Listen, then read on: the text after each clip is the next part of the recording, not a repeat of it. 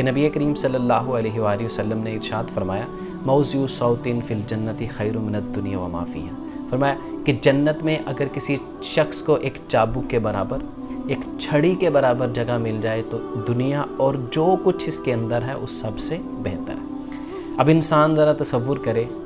کہ وہ جنت کتنی خوبصورت ہے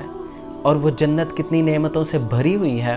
کہ جس کے بارے میں یہ فرمایا گیا کہ وہ ہے تمہاری آخری منزل اور وہ ہے تمہارا ٹھکانہ، وہ ہے نجات، وہ ہے اصلی کامیابی، کہ اس کامیابی کے مقابلے میں وہ کامیابی اگر تھوڑی سی بھی تمہیں مل جائے اور جنت میں ایک کوڑے کے برابر اور ایک چابک کے برابر، ایک چھڑی کے برابر تمہیں جگہ مل جائے اور اس کے بدلے میں تمہیں دنیا ملے اور ساری کی ساری دنیا مل جائے، تو دنیا اور جو کچھ اس میں ہے سب اس کے سامنے ہیچ ہے اور اس کی کوئی حیثیت نہیں رہتی، کیونکہ یہاں کی نعمتیں زوال پذیر ہونے کے لیے ہیں اور یہاں کی جوانی ڈھلنے کے لیے ہے اور یہاں کا پھل گلنے سڑنے کے لیے ہے اور یہاں کا سورج غروب ہونے کے لیے ہے، یہاں کی تمام نعمتیں زوال پذیر ہونے کے لیے ہیں، لیکن وہاں کی نعمتیں اخروی ہیں اور ہمیشہ ہمیشہ رہنے والی، کہ جب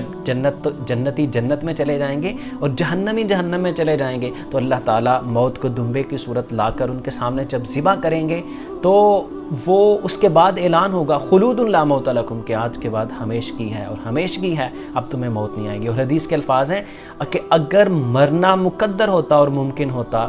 تو جنتی خوشی سے مر جائے، جنت کے حصول کی خوشی سے اور ناز و نعمتوں کی زندگی سے اور ملنے والی جنت کی خوشی سے مر جاتے، اور دوسری طرف جہنم والے جہنم کے غم سے اور ہمیشہ ہمیش رہنے کے غم سے مر جاتے، لیکن اس کے بعد موت نہیں ہے، لہذا ہمیشگی ہے۔ تو اس طرح سے